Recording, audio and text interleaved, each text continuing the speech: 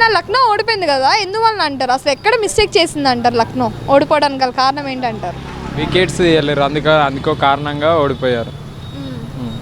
లేదంటే Delhi strong team అని చెప్పి లక్నో ఓడిపోయింది అంటారు? స్ట్రాంగ్ టీమ్ అయినా కానీ వికెట్స్ పడ్డప్పుడు ప్రెజర్ పడుతుంది కదా ఏ టీంకైనా. బ్లండర్ మిస్టేక్ అంటే ఏం చెప్తారు? ఇది కేకేఆర్ పాయింట్ ఆఫ్ వ్యూనా LSG point of view? LSG point 4 wickets కంటిన్యూగా తీసారు పవర్ ప్లేలో, కానీ డెట్ ఓవర్స్ 7th ఓవర్ బిట్ట వికెట్ పడ్డది. బ్యాక్ టు బ్యాక్ 1 ఓవర్లో 2 వికెట్స్ పడ్డాయి. తర్వాత అప్పటి నుంచి వికెట్స్ రాలేవు, అప్పటి నుంచి ఫీల్డింగ్ కూడా కరెక్ట్గా చేయలేరు. మ్యాచ్ చేతిలో వాళ్ళే గెలుస్తారు అనుకున్న మ్యాచ్ వాళ్ళకి అపోజిట్ వాళ్ళకు ఇచ్చేసారు. అదే కండిషన్లో మళ్ళీ గట్టిగా లైన్ లెంత్ బౌలింగ్ వేస్తే వాళ్ళే గెలిచే అవకాశాలు ఉంటుండే. బాగానే అనిపించింది. అప్పుడు కూడా 2021 T20 సిరీస్లో ఏదో T20 సిరీస్ అప్పుడు కూడా ఓపెనర్ వచ్చిండు, పంత ఆడతాడు. ఇప్పుడు లక్నో నేను ఓడిపోయింది కదా, ఎందువల్ల అంటారు? ఐ థింక్ బ్యాటింగ్ పిచ్ వల్ల కొంచెం ఓడిపోయింది అనుకుంటున్నా. అసలు ఎక్స్పెక్ట్ చేశారా?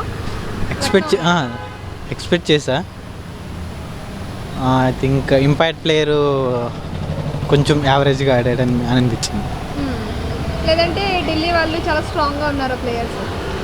ఢిల్లీ స్ట్రాంగ్గానే ఉంది, బ్యాటింగ్ ఆర్డర్ బాగుంది, కానీ లక్నోకి ఢిల్లీకి బౌలింగ్ కొంచెం వీక్గా ఉంది.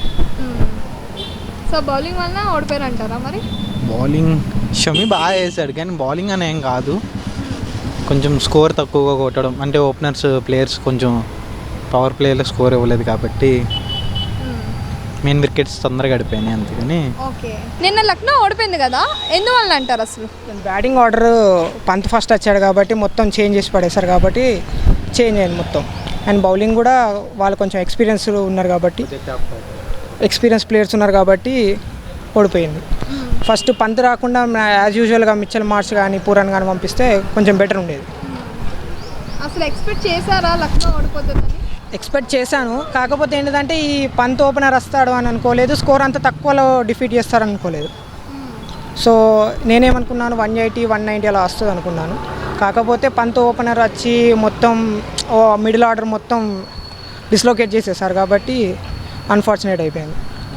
అండ్ నేను కూడా ఈజీ టార్గెట్ ఫాస్ట్ కొడతారు అనుకున్నాను, కానీ వాళ్ళు కూడా చాలా బాగా రిస్ట్రిక్ట్ చేశారు. KL Rahul first ball out అవ్వడం అన్ఫార్చునేట్, అది ఎవరు ఎక్స్పెక్ట్ చేయలేదు అంతే. ఓకే, నిన్న లక్నో ఓడిపోయింది కదా, ఎందువల్ల అంటారు?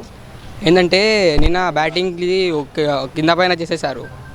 ఏమంటే బ్యాటింగ్ సరిగా చేయలేరు, ఫీల్డింగ్ కూడా సరిగా చేయలేరు, బ్యాటింగ్ ఆర్డర్ డిసిప్లిన్లా చేయలేరు, ఓపెనింగ్ కూడా చేంజ్ చేసేసారు. అందుకోసం లక్నో ఓడిపోయింది, లేదంటే లక్నో విన్ ఉంటే. ఇప్పుడు లక్నో ఓడిపోయింది కదా, ఎందువల్ల అంటారు? అసలు అంటే బ్యాటింగ్ ఆర్డర్ చేంజ్ చేసారు. ఓపెనింగ్ మాక్రమ్ రావాల్సింది, రిషబ్ పంత్ని పంపించారు. అండ్ నెక్స్ట్ 4 నెంబర్లో ఆయుష్ బదోని ఫినిషింగ్ రోల్ ప్లే చేస్తుండే, ఆయుష్ బదోనిని నెంబర్ 4 పంపించారు.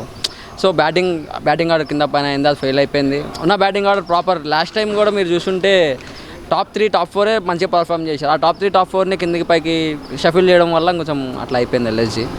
సో ఇంకా నెక్స్ట్ మ్యాచ్లో వాళ్ళు చూసుకొని కరెక్ట్ బ్యాటింగ్ ఆర్డర్ పెట్టుకుంటే విన్ అయ్యే ఛాన్సెస్ ఎక్కువ ఉన్నాయి.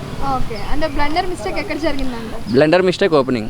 మాక్రమ్ మంచి ఫామ్లో ఉన్నాడు. మాక్రమ్ వరల్డ్ కప్లో చూసుంటే మిచెల్ మార్ష్ కూడా మంచి ఫామ్లో ఉన్నాడు. ఓపెనింగ్ ఓకే, మాక్రమ్ కూడా ఓపెనింగ్ సౌత్ ఆఫ్రికా ఇండియా మీరు చూసింటే సౌత్ ఆఫ్రికా న్యూజిలాండ్ మ్యాచ్లో 15 బాల్స్లోనే హాఫ్ సెంచరీ చేసిండు మాక్రమ్. అట్లాంటి పర్సన్ని ఓపెనింగ్ పంపించకుండా 1 టౌన్ పంపించారు, అక్కడ ఫెయిల్ అయినా అనిపిస్తుంది.